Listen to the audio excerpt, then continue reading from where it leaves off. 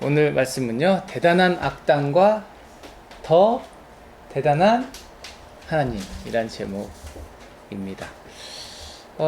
스마트폰이 우리 손에 들리게 되고요. 인터넷이라는 것이 점점 속도가 빨라지면서 전 세계에서 일어나는 사건들이요, 실시간으로 우리 손에 전해지는 세상을 우리는 살고 있습니다. 그러다 보니까 뭐 즐겁고 기쁜 이야기들도 우리가 보게 되지만 가슴 아프고 속상한, 그리고 끔찍하고 안타까운 소식들도 우리가 매일매일 접하고 살고 있습니다. 며칠 전에 또 미국에서 총기 난사가 있었죠. 조지아주에서 14살짜리 소년이 아버지가 선물해준 총을 가지고 고등학교에 가서 난사를 했어요. 그래서 4명이 죽는 끔찍한 사고가 있었습니다. 미국에서 뿐만 아니라 며칠 전에는 여기 캐나다 밴쿠버 다운타운에서도 묻지마 칼부림 사건이 있어가지고 한 사람이 죽고 한 사람이 다치는 일이 있었습니다. 이런 일들이 발생하고 그 소식을 우리가 듣게 되면 가슴 아프고 끔찍하고, 또 누구나 이런 일을 당할 수 있는 시대에 살고 있구나라는 생각이 들어서 무섭기도 하고 두렵습니다. 때론 이게 갱단이나 무슨 흉악 범죄자들이 저지르는 일이 아니라 그냥 평범해 보이는 14살짜리가, 또 평범해 보이는 그냥 노숙인 사람, 이런 사람들이 지나가는 아무 사람에게나 또 그 학교에 있는 아무에게나 저지르는 일이라고 생각하면요, 끔찍하고 두렵고 어떻게 보면 화가 나기도 하고 그런 일들입니다. 법정에 가면 판사가 있죠. 판사는 죄의 경중을 따집니다. 가볍고 무거운 걸 따지는 거죠. 이 죄는 가벼우니까 이 사람 벌금 정도 내고 다음부터는 그러지 말라고 경고하고 돌려보냅시다. 이 죄는 좀 무거우니까 이 사람 감옥에 1년 정도는 가두어둬야 되겠습니다. 이 죄는 너무 커서, 너무 무거워서, 그리고 이 사람 반성을 하고 있지 않기 때문에 다시는 이런 일이 발생하지 않도록 이 사람을 영원히 사회에서 격리시켜야 되겠습니다. 그렇게 판사가 법에 따라서 판단을 하고 그렇게 집행이 되는 사회, 그것이 법치사회입니다. 가끔 우리가 살면서요, 용서받지 못할 죄라는 이야기 합니다. 판사는 아니지만요, 저도 세상에서 그런 끔찍한 사건의 소식이 들리곤 할 때마다 저런 사람은 그냥 감옥에 100년쯤은 있어야 될 것 같다. 제가 판사가 아니지만 제 마음속으로 그렇게 그 죄의 무거움, 가벼움을 따지고 좀 이랬으면 좋겠다라는 판결을 내리곤 합니다. 사람 목숨 뺏는 죄만 그런 게 아니에요. 어쩌면 더 우리의 분노를 사는 사건들도 많이 있죠. 노약자들, 아이들, 또 여인들에게 폭력을 휘두르는 일들, 이런 일들 보면요, 사람 목숨이 100년 안 되는 거 우리 알지만 저 사람 진짜 미국에서 하는 것처럼 막 300년씩 징역 살렸으면 좋겠다, 막 이런 분노가 치밀어 오를 때도 사실 있습니다. 여러분 혹시 그런 일 없으신지 모르겠어요. 그런 면에서 생각해 보면요, 오늘 본문에 등장하는 사람요, 어떻게 볼 수 있을까? 이 사람은요, 나중에 이런 고백, 이 오늘 본문의 사건 말고 그 후에, 한참 후에 이런 고백을 합니다. 나는 죄인의 우두머리입니다. 열심히 하나님의 일을 감당하는 중에 했던 얘기예요. 이 사람이 어떤 사람일까? 우리가 설교를 통해서 여러 번 들었을 수 있습니다. 집안도 괜찮고 많이 배운 사람, 유다의 왕을 배출했던 베냐민이라고 하는 명문 지파의 출신이고, 가말리엘이라고 하는 유명한 선생님께 배웠던, 게다가 태어나기를 이 유다 사람이지만 외국, 그러니까 오늘날로 치면 저기 터키 쪽에서 태어나가지고 자랐기 때문에 언어도 외국어, 아람어뿐만 아니라 히브리어뿐만 아니라 그 당시에 지금의 영어처럼 쓰이던 이 그리스어를 유창하게 했던 사람입니다. 그리고 바리새파 사람이었어요. 바리새파 사람 혹시 아세요? 바리새파, 뭐를 목숨처럼 지키는 사람이죠? 율법, 그렇죠. 율법을 목숨처럼 지키는 사람이었습니다. 근데 이 사람이 했던 일이 이랬다는 거예요. 오늘 1절 2절에 여전히라는 단어가 있어요. 여전히 주님의 제자들을 위협하면서 살기를 띠고 있었다. 여러분, 살기가 뭐예요? 저 살자가 뭐예요? 살인할 때 그 살자입니다. 목숨을 뺏는 일을 할 때 그 살자예요. 살기, 누군가를 죽일 듯한 그런 기운을 여전히 갖고 있었다는 거예요.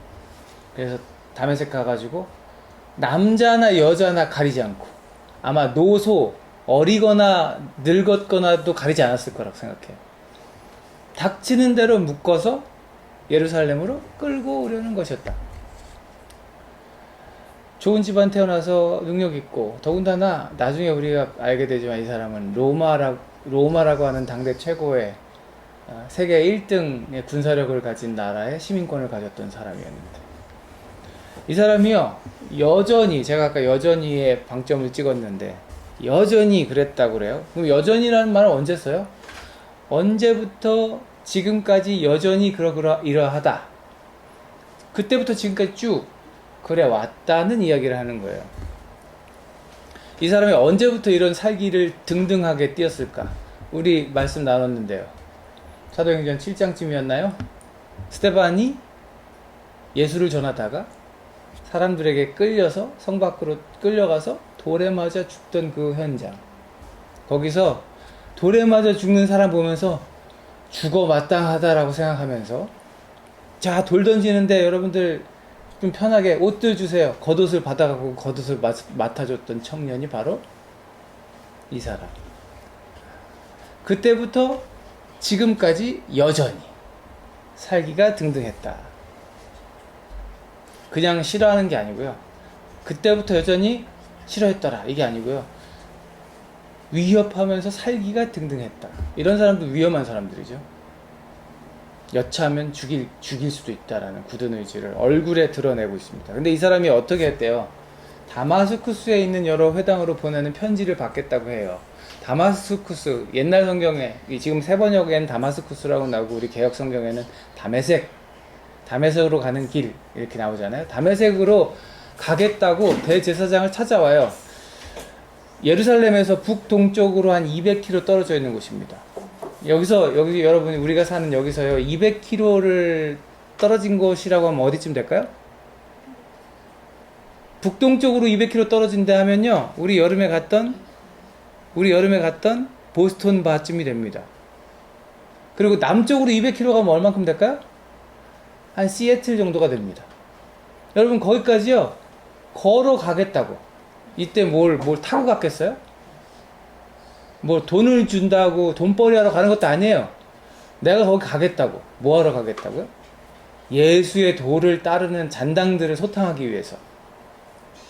내가 기꺼이 가가지고 거기서 체포 활동을 하겠다고. 제사장들한테 가서 편지를 달라고 그래요. 왜 제사장들한테 편지를, 영장을 달라고 그래요? 이 사람이 보통 활동하던 유대인들이 보통 모여서 하나님의 말씀을 나누는 장소가 어디예요? 회당. 우리가 회당이라고 부르죠. 그 회당에서 잡아올 수 있도록 제사장들의 권한이 있는 그 편지를 받아달라는 거예요. 그래서 저 북동쪽으로 올라가서 유대 사람들 많이 모여 사는 그 다메섹 회당부터 시작해서 어떻게 한다고요? 거기서부터 예루살렘으로 내려오면서 닥치는 대로 잡아오겠다. 원대한 계획을 가지고 있는 겁니다. 무슨 계획을? 예수의 도를 따르는 자들을 잡아 끌고 올 계획. 누가 우리 은겸이한테 저 시애틀까지 걸어가갖고 거기서 여기까지 쭉 걸어 올라오면서 뭐 이렇게 좀 뭐 좀 구해다 주세요 하면 갈 수 있겠어요? 걸어가야 돼요. 갈 수 있겠어요? 대단한 용기이고 대단한 의지이고 엄청난 열심입니다. 자, 여러분 이제 판사가 한번 돼서 이 사울이라고 하는 사람에 대해서 우리가 생각해 봅시다. 여러분이 유대인이에요. 그 사울과 같은 사람들이에요. 그리고 산헤드린 공의회 의원. 산헤드린이 뭐냐면 오늘날 우리의 국회와 같은 거예요. 로마 시대에 로마가 여기를 다스리는데 이 유대인들의 종교 갖고 막 이러는 거는 로마인들이 법으로 판단하기가 어려우니까 야, 여기 공회 만들어줄 테니까 종교적인 건 여기서 판단해. 그리고 만들어준 그 산헤드린의 공의원이라고 여러분 생각해 봅시다. 유대인들. 자, 여러분들이라면 이 사울을 어떻게 판단하겠습니까? 제가 가서 잡아오겠습니다. 제가 가서 예수 믿는 자들은 싹 다 잡아오겠습니다 하고 왔어요. 어떻게 판단하겠습니까? 훈장을 주지 않겠습니까? 아, 대단한 사람. 역시 바리새파. 역시 배운 사람. 역시 잘 배웠어. 율법을 철저히 지키고 그렇게 해야지. 참 편지 써서 딱 주면서 뭐 어떻게 용돈도 줬을지 몰라. 자, 가서 하라고. 그랬을 수 있겠죠, 그죠? 전혀 아니라는 표정들로 보시네. 자, 여러분이 유대의 법정의 판사였다면 그랬을 거예요. 자, 오늘날의 기준에, 오늘날의 여러분이 판사라고 한번 생각해 봅시다. 영화의, 이 사울이 어떻게 보였을까요? 자기가 믿는 종교를 위해서 다른 종교를 믿는 사람들 싹 다 잡아 죽이려고 가겠습니다! 하는 사람, 어떻게 판단하시겠어요? 테러범? 청부업자? 뭐 이런 식으로 판단 내리지 않을까요? 오늘날의 판사 말고 오늘날의 우리 예수 믿는 지금 우리 현재 우리들의 눈으로 한번 사울을 한번 생각해 봅시다. 사울을 어떻게 판단할 수 있을 것 같아요? 사울을 만난다. 예수 믿는 사람 잡아 죽이겠다고 왔는데 은겸을 만났다. 어떻게 할 것 같아요? 모르겠어요? 어떻게 할 것 같아요? 사울을 만났다. 잡으러 왔다. 경찰을 불렀다. 현명한 친구군요. 전 도망간다고 얘기할 줄 알았는데. 종교의 자유가 보장되는 오늘날의 사회에서는요, 이런 일이 있으면요, 이렇게 경찰에 신고하고 숨고 피해야죠. 위험한 일입니다. 아마 오늘날의 법정에 선다면 중형, 무거운 죄를 면치 못할 사람일 겁니다. 우리가 오늘 본문이요, 되게 살펴본 본문이요, 되게 유명한 본문입니다. 흔히 우리가 사울의 회심 사건, 그렇게 얘기합니다. 왜냐하면 오늘 읽은 이 사람이, 사울이라고 불리는 이 사람이 이 사건을 계기로 이제는 하나님의 위대한 사도 바울로 활동하기 때문이죠. 그래서 이 사건은요, 굉장히 유명하고 굉장히 우리가 잘 알고 있는 사건이기도 합니다. 이렇게 예수 믿는 사람 잡아 죽이려던 사람이요, 획가닥 해가지고요, 이제는 이 사건 이후로는요, 예수 믿으라고 전파하면서 온 세계를 다녔던 사람이 됩니다. 온 지역에 교회를 세우는 사람이 되는 거예요. 예수 믿는 자는 몽땅 잡아 죽이겠다 했던 사람이요, 살기가 등등했던 사람이요, 예수 좀 믿으세요 하면서 복음을 전하며 죽기를 각오하지 않고 다니는 사람이 됐으니까요. 도대체 무슨 사건이길래 이 사람이 이렇게 뒤집어질 수가 있을까? 사울이 길을 가다가 다메섹 가까이 이르렀을 때, 그래서 우리가 흔히 다메섹으로 가던 길에 다메섹 도상에서 라고 말하는데요, 갑자기 하늘에서 우르쾅쾅 번개가 쳤대요. 맞아요? 뭐 대는 무슨 대예요. 환한 빛이 그를 비추었대요. 너무너무 환한 빛이, 물론 천둥 번개 빛일 수도 있죠. 환한 빛이 그를 둘러쌌대요. 그래서 너무 놀래가지고 땅에 엎드려졌대요. 그렇지 않겠어요, 여러분? 갑자기 감당 못할 밝은 빛이 내 눈앞에 펼쳐지면요, 나라도 주저앉을 것 같아요. 주저앉았다는 거예요. 근데 거기서 끝나는 게 아니고 소리가 들려.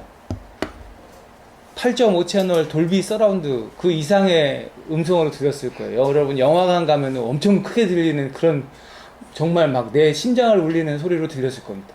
뭐래요? 사울아 사울아, 어찌하여 네가 나를 핍박하느냐, 이렇게. 얼마나 놀랬겠어요.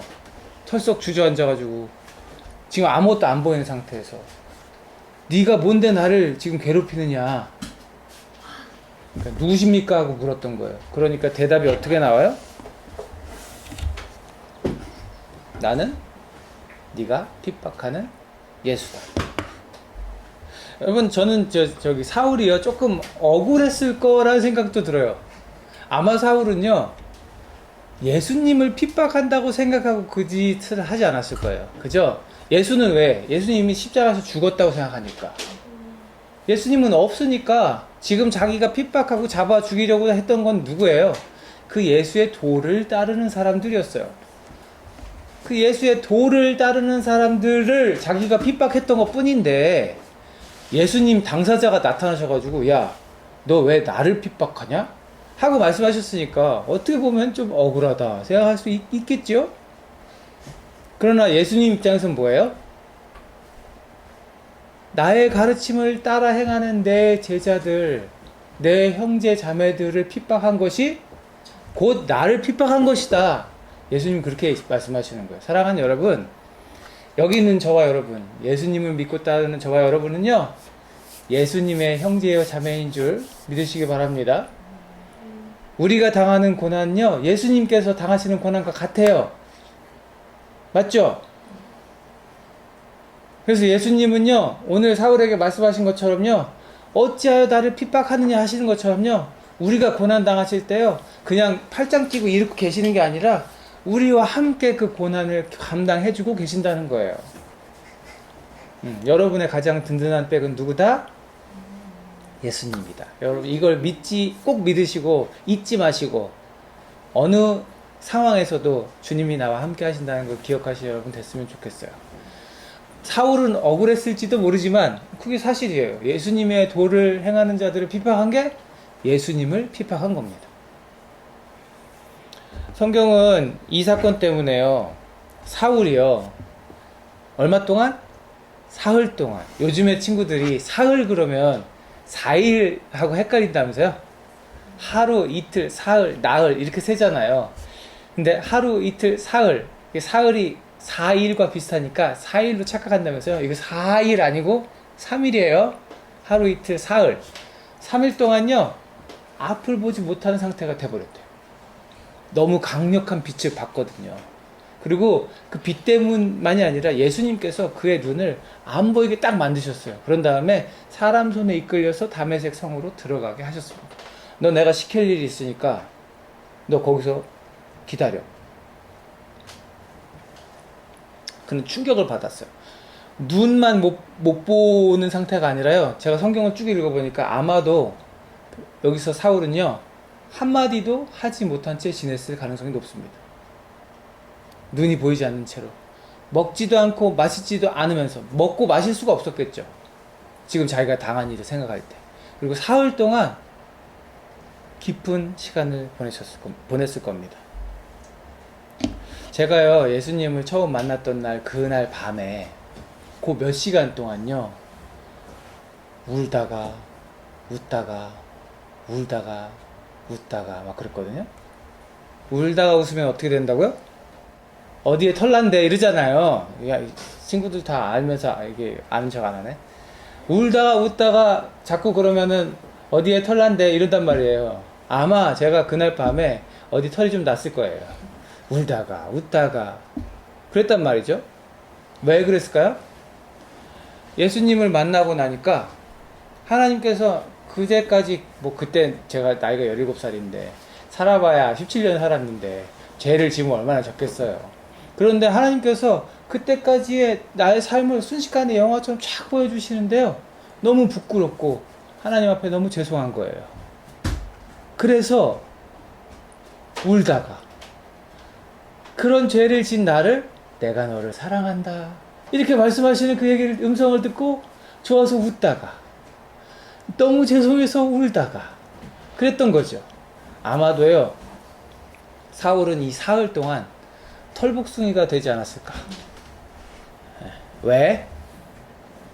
울다가 웃다가 울다가 웃다가, 너무너무 울다가 웃다가 한 사흘 그렇게 하면 털복숭이가 됐겠죠, 그죠? 웃자고 하는데 자꾸들 반응을 안 하네. 재미없나 봐요. 아무튼 제가 말씀을 묵상하면서 이 사울이 이 3일을 얼마나 아프고 힘들게 그리고 얼마나 감사하고 기쁘게 보냈을까 생각해 보게 됐습니다. 먹지도 못하고 마시지도 못할 만큼 자신이 이제까지 했던 그 수많은 그 악당과 같은 짓 잡아다가 끌어다가 감옥에 쳐놓고 막 아마 그 단어들을 보면요, 잡아다 끌어다가 이리 오세요 그러고 손 잡아갖고 데리고 간 게 아니에요.